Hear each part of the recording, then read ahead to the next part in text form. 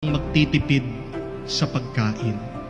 Magtipid ka na sa lahat ng bagay, wag lang sa pagkain. Bakit? Kasi ang pagkain lang ang magbibigay ng lakas sa iyo. Minsan na nakakatawa sa iba, ang pagkain ang inuuna nilang tinitipid. Bakit? Dahil meron silang ibang inuuna na pinaggagastusan.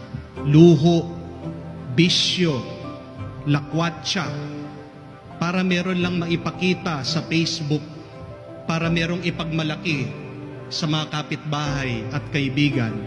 Tinitiis na magutom para mabili, makuha yung hilig. Pero umpisa lang na makikita mong masaya sila. Pagkatapos nilang magmayabang, miserable ang mga yan. Mas masaya ang mga taong busog